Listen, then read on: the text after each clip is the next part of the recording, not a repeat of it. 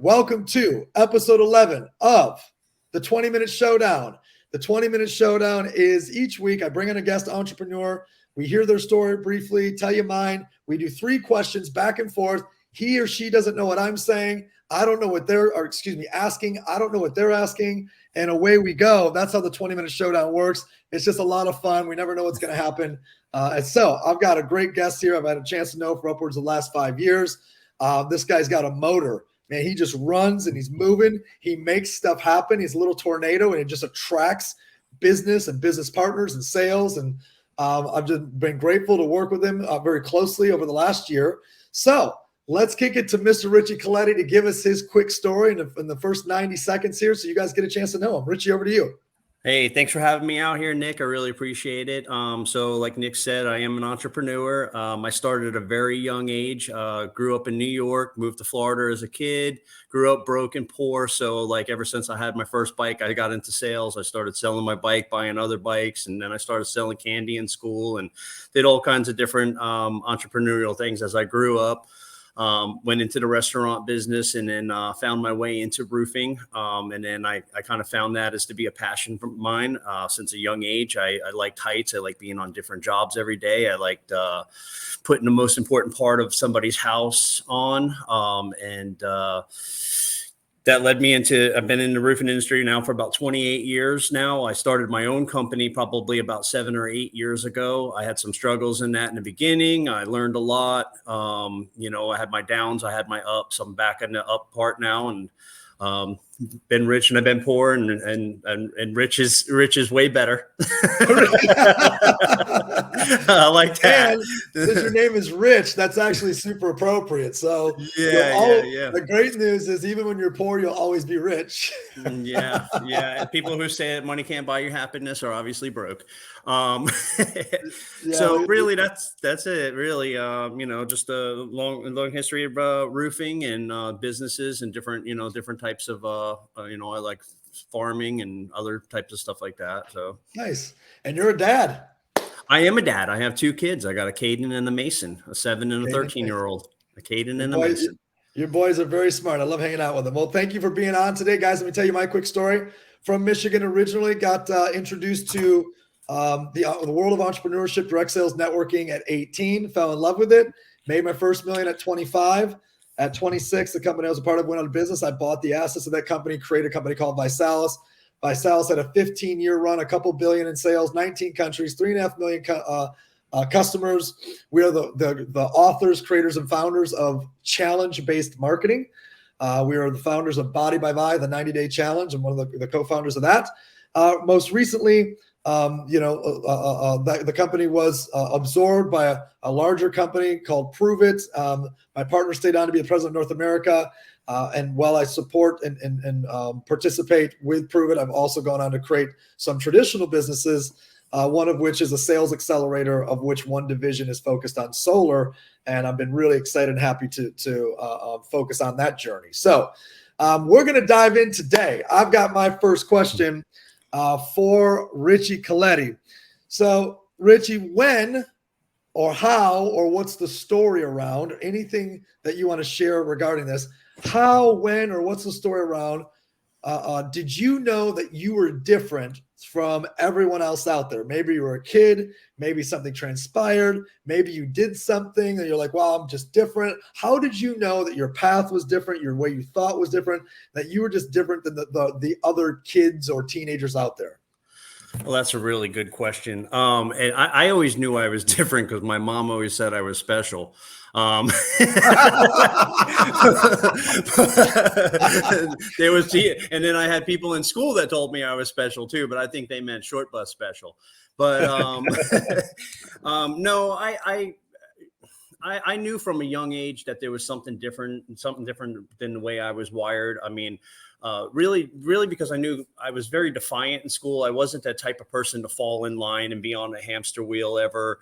I always went and made my own path. Even as a young age, I was always, everybody else was on the playground over here and I was on the playground by myself over here doing some other stuff, trying to figure out how I was going to buy some candy or I just always knew that there was something different about me. And then, I had a couple couple of teachers and guidance counselors that basically, they kind of brought it to my attention that there was something unique about me.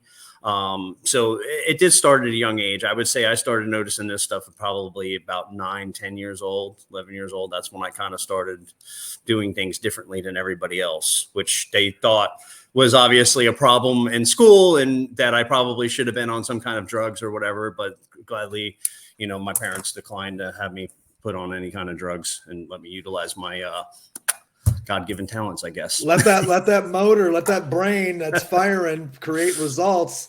I love this because there's so many people out there that probably went through the similar thing that you went through as a kid, that, maybe their teachers or whatever were, put them in a bucket, maybe a bucket of trouble or a bucket of, you're not the same, or a bucket of this, this kid's a bad influence, or this, or it could just be, he's behind or whatever. And, I think a lot of people relate to that now. The profiles, a bunch of people with kids that, maybe they're different because they're entrepreneurial. Maybe they're different because they're leaders. Maybe they're different because they recognize they create solutions different ways than traditional education. So what a great answer. How old were you, by the way, when you said you kind of started recognizing you were good at sales or even entrepreneurship? Was that the same time? It was, roughly about the same time. I mean, 9, 10 years old. I mean, I was bringing candy to school, taking my lunch money, buying candy on the way to school. Cause we used to walk to school back then, we used to walk 2-3 miles to get there. So we'd stop and they had, little Johnny Apple seeds and all these little lemon heads, and they were 25 cents a box. And I would buy a couple boxes of those and sell them for $1 because, supply and demand, you couldn't get them in school. So I would end up with everybody's lunch money every day, and that was my first entrepreneurial experience. What a great story. There's only 2 ways to end up with somebody else's lunch money. And Richie gave you the way, the American way, the way of entrepreneurship. And the funny thing is I did get in trouble for that too. And my friend's mom came to the school, and we needed to get a business license, She said, I'll get him a business license if you let him sell candy. She wanted to keep that entrepreneurial spirit in me and my buddy, so that's pretty cool. Well, I love it. Thank you for sharing. I'm ready. What's your first question for me, brother? I'd say, what inspired you to start your own business, and how did you identify the market gap you wanted to fill? I know you have several businesses, so let's talk currently on possibly solar. Okay, great. So the current business model that I have, and again, as you shared, I've got multiple business models, multiple income streams, and I always have. But I've recently started, a new sales organization in and around the solar marketplace, and it's a couple answers to it. Number one is I got a really interesting education from several individuals that I used to lead who went into the industry and then would call and just check in. And there were so many of them calling me, I just was really quickly educated. So I had third-party education from people that I was close to. 2 is the market trends, just, watching the movement of what's happening. And specifically, a lot of people what do you mean? Like a lot of people going solar? Well, yeah, that's a movement. You mean like the government passing this law or that law? Well, what if the next party reverses it? Yeah, that's part of it. But what I mean is your monopoly power company. Your monopoly power company is all going solar. They're all building solar farms so that they can sell you solar at a premium rate. And right now there's a window of time where you can be independent of them. And I want to be a part, of that movement. So I think it's just, I paid attention to several different market trends: government, world movement, the consumer itself, but also when one of the largest monopolies, maybe the largest monopoly of anything we do in America today, which is your power company, when they're all secretly behind the scenes making the change so they can sell it back to you, that was a huge green light to me, saying, hey, we got to make a decision here and get in the game. Wow, that's awesome. Yeah, I'm glad I asked that question because I didn't even think of it in that aspect. I mean, I clearly seen the benefits of it, but I didn't think of it as the power companies, the ones driving the force. That's great. Sure. They're spending billions of dollars so they can gobble up all the tax credits so they can charge a premium to something a regular consumer can do for themselves, that they can get the tax credits and they can lock in their price and never have to deal with the power company. That's why I'm in the industry, because let me relate it to this. You talked about when you were younger, the Johnny Appleseeds, when you said it, by the way, give me, the sour lemons that it triggered my taste buds. But you remember when we had landlines and there was the Bell companies? Yeah. How are the Bell companies doing now? Where are the Bell companies at? They're gone. They're gone. Everybody has one of these, right? This is to landlines what solar is to utility companies, and the utility companies know it. So they're sprinting to figure out how to step in front of it, because there's a world where utility companies could possibly be a thing of the past, the way we know it today. And a lot of you are like, no, hell no. Well, guess what? We said the same thing about all the Bell companies that had the landlines, right? Yeah. Who has a landline now? So great question. Thank you for asking. Let's jump to a second question I've got for you. My second question is for you is, was there ever a point where you felt like throwing in the towel and quitting as an entrepreneur? And if so, how did you overcome that? How did you pick yourself back up? And if not, how are you wired so differently that's never transpired for you? That is an awesome question. Yeah. So I do get that, every entrepreneur comes up and faces difficulties all the time. I mean, it's pretty much, that's what it's all about. And it's easy to want to quit. And I do get those times where it does happen. I wish I was immune to it. I wish I was just this absolute beast where I didn't care and nothing fazed me. But there's times where, you got 6-7 problems deep in a day, and, you're just like, but the reality of the situation is those problems aren't going to go away if I say I want to quit. So I have to handle them either way. So what I do is I take the elephant analogy, and how do you eat an elephant one bite at a time?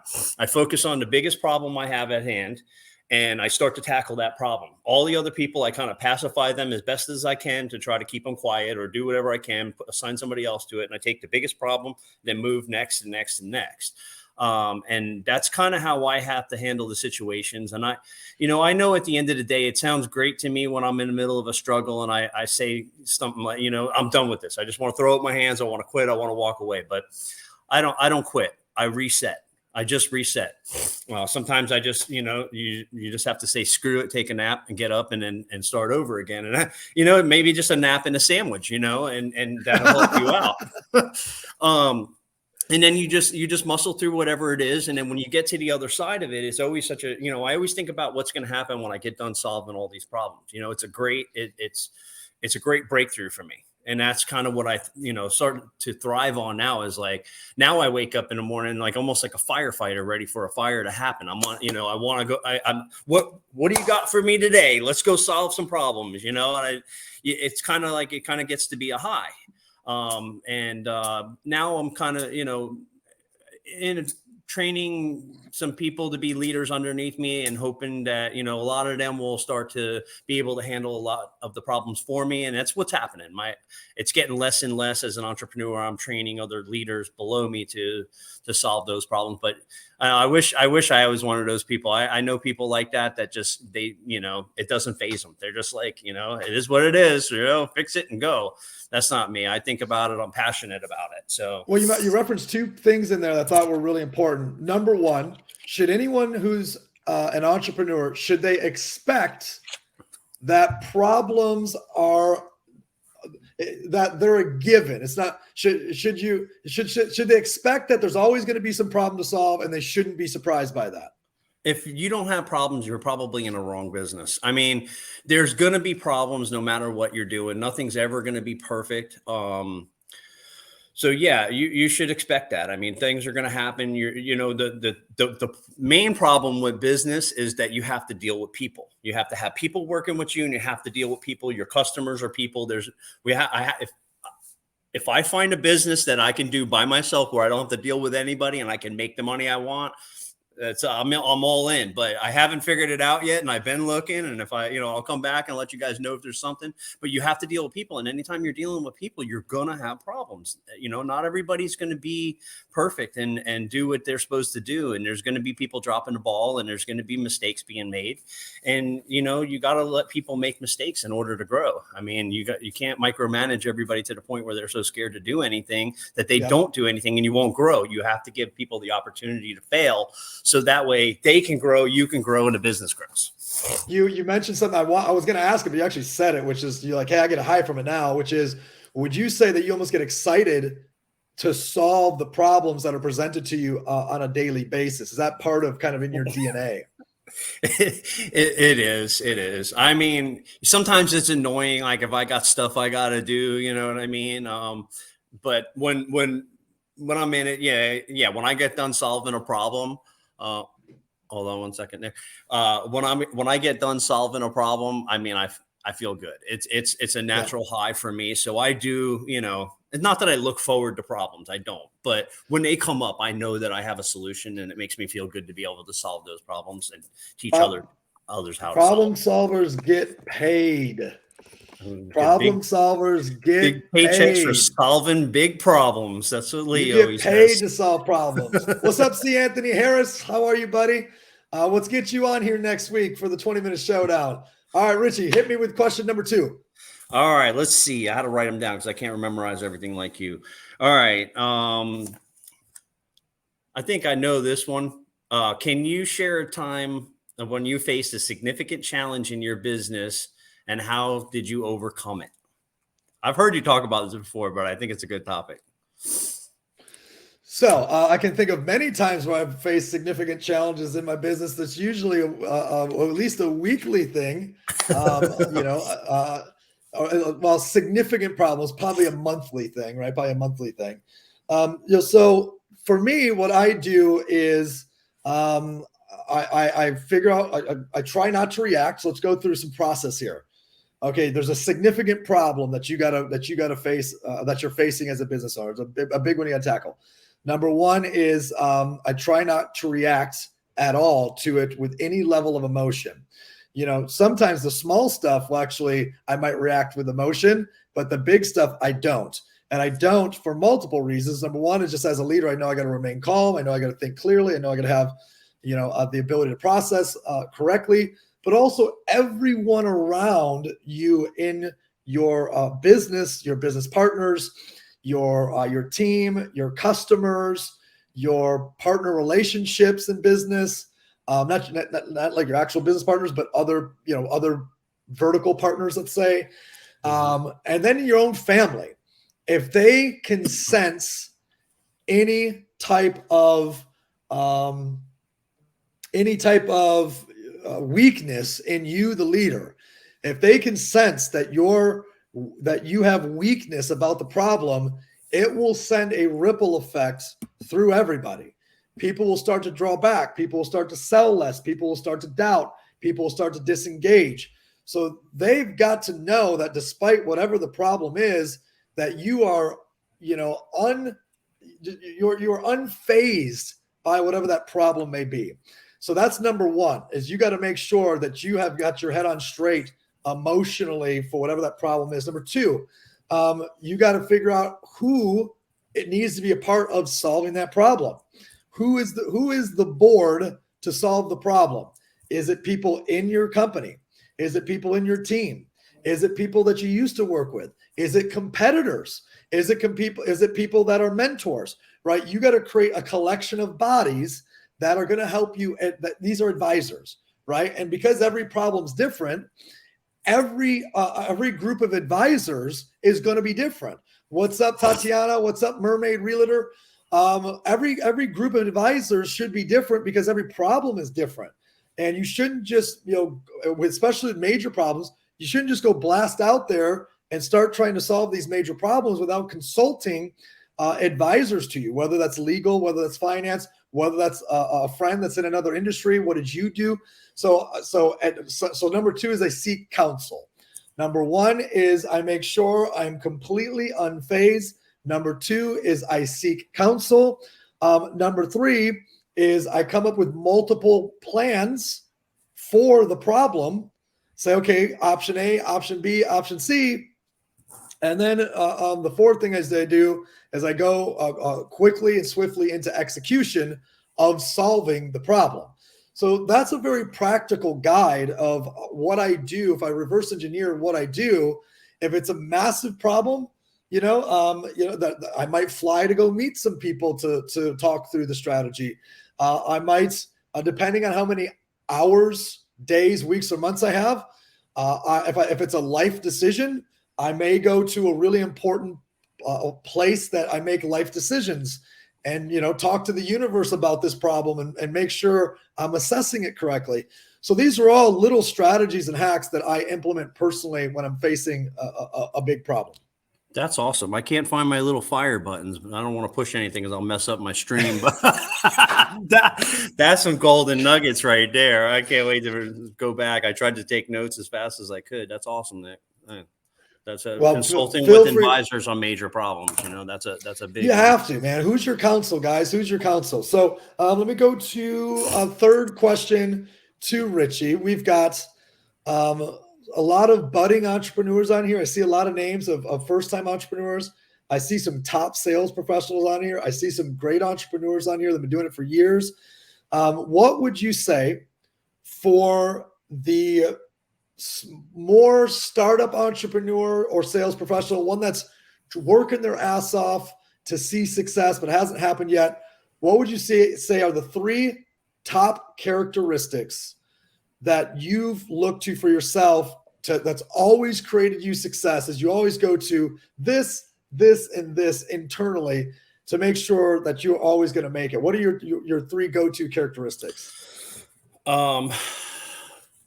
Grit, tenacity. Like you just got to keep on going. You got to set a goal, write your goal down, and then try to go after that goal with everything you got and stay consistent. Consistency and persistency.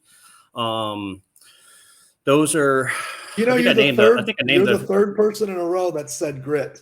You're the third. I've asked this question to 3 people in a row, and the first one for all 3 of the people are grit. That's a great one. I'm posting that now into the Facebook thread there. Okay, Give me a second one. Just consistent and persistent. Just stay on it. Don't let the little things. When things go wrong, don't go with it. That's a main thing, especially getting started. It's when you're early on in business or getting anything started, things will go wrong and you just can't go with it, meaning, don't let it affect you. And I think you kind of touched on a lot of this with your question there too, is just don't let it affect you. Don't let anybody see you sweating. And I'm going to classify that. Can I classify that as emotional intelligence? Is that a fair statement to say, when shit is going down around you, you don't let it impact you. You keep your head on straight. Yeah. You got to keep your head on straight and just keep on keeping on. And third, I don't know. You got persistence and keeping your head on straight and grit. I might even separate grit and persistence by definition. So you actually did in your language. Grittiness is, I think persistence is keep going no matter what. Would you consider grittiness to be the same thing? Like I see grittiness as you're a grinder, you're a problem solver, you're getting down and dirty and making it happen, figuring out what you have to do, pulling all your resources, think outside the box. Those are the kind of things I think of, because everything's not just plain and simple. When you're an entrepreneur and you're starting a business, sometimes you got to think outside the box and you got to bring outside resources in to make things happen for you. You got to reach out and try to figure out what you have to do, and you got to be resourceful. So I may be mixing a few of them all together there, but that's kind of what I do is I use my resources. You don't have to be the smartest guy in a room, and you gotta, one of the things, is you can't wear all the hats. And that's the biggest problem I faced as an early entrepreneur was I was the one that had to do everything, or it didn't get done, or it didn't get done right. And that's the biggest downfall that I had, which stunted my growth for my early on times of being in business. Is I felt like I was the only one, and not being able to pass the torch to other people. So that's kind of, going with saying, you don't have to be the smartest person in the room, and passing some of those tasks off to other people. And that's a major part of how I grew recently in the last couple of years, was I was able to finally release that stuff and say, hey, there's going to be people that are better than me at stuff, and I just have to let them do their job. I've heard four good ones. I heard 5 good ones. I'm going to recap them for everybody. Here's 5 great success tips and characteristics from Richie here. He said grit, perseverance, emotional intelligence, resourcefulness, and delegation. Those are the 5 that, man, if you're taking notes, jot those 5 down. Again, he said grit, perseverance, emotional intelligence, resourcefulness, and number 5 was delegation. Those were beautifully stated. Thank you for sharing. And I'm ready for my last question, brother. You hit me with the juice. What do you got for me? By the way, Nick, that was almost as good as putting all that stuff into ChatGPT for a summary, and then you just spit it right out. That's I might know who's behind it's Chat NICK. You don't have ChatGPT, but you can chat right Nick. Into Chat Nick. I love Chat it. Nick. All right. So how do you stay innovative and adapt to changing market conditions to ensure the longevity of your business? Oh, okay. That's a great question. That's a high level question. So how do I stay innovative and adapt to change? I think number 1 is you have to go up to your core philosophies. And if one of your core philosophies is change, the only thing constant is change, then you're never surprised by change, right? So it's in your DNA. So some people that have trouble adapting, people that have trouble making the shifts, are people that have trouble accepting that change is the most normal thing, that change is the only guarantee, and that change is required. So because I accept that as a truth, it's a truth for myself, it kind of sits on top of you kind of have 5 to 10 core beliefs, philosophies, and values that all sit atop of everything. It's just in my DNA. So I don't have to be conscious of adaptation. I don't have to be conscious of change because I'm open and receiving it at all times, because it's in my receptors at all times, it's in my DNA. So I think number 1 is you have to accept that change, adaptation, all of that is it's not only constant, but it's increasing at a rate that's unbelievable, right? So then from there, I build a team of people that are adaptive. I have an adaptive team. My team knows that shit might change at any moment, and you got to be ready, and you got to be able to respond and react. It doesn't matter what's thrown at us. Doesn't matter what we believe should be the system, we believe should be the process. My crew that is in my team is it's part of my hiring process. Is this person an adaptive person? That way, as things come at us, we're reacting correctly and quickly. Number 3 is intelligent. You got to have intelligent people, because intelligent people are reading. Intelligent people are up to speed on what's happening in the marketplace. Intelligent people are diving in to new technology, right? So these are things that I do. I have a circle of people that don't work for me or work with me, that I also plug into. And this circle of people, they're all intelligent, and they're all resourceful, and they're all adaptive, and that keeps me on my toes, keeps me fresh, and I'm learning from them. I'm learning from them about how to maximize artificial intelligence. I'm learning from them about how blockchain's changing all things having to do with contracts. I'm learning from them as to, you get the idea. So those are a couple of my answers to that, and hopefully I answered the question the way that you asked. No, that's great. Yeah, and the number three is the get a mastermind, and I think that every business owner should have a mastermind. I'm in several 3 or 4 different types of mastermind groups where we can go share our ideas, and we kind of sometimes call a board of directors. We kind of express some of our ideas of up and coming things that we want to do, and kind of get feedback from other people who are obviously in a different space than us, but just get the feedback. That's awesome. Good stuff. All right. Well, man, that's 3 each way. Real quick, just so everyone can be inspired. What's your goal for how much you're going to do in sales this year, and how much is that as an increase over last year? This year, my goal is to do $15 million in revenue, and last year I did last year I did 6.5. I'm sorry. So it'd be just over double. 200+%, making the run to 15 million in top line revenue. Richie, I always love speaking with you, connecting with you. You always have great energy. You're always solution focused. You're always about what's next. And where can everybody find you? Where can this crew find you? Type in Richie Coletti in Facebook, YouTube, Instagram is Real Richie Coletti. Somebody tried to use a Richie Coletti Instagram for some reason. I don't know why, but Real Richie Coletti on Instagram. So, well, guys, you can find me at Nick's Linktree, nickslinktree.com. nickslinktree.com. That'll give you my link tree to every place that you can find access. This has been episode 11 of the 20-Minute Showdown.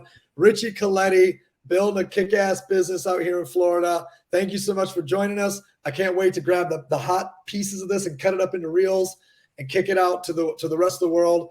If you're watching us on replay, hit replay.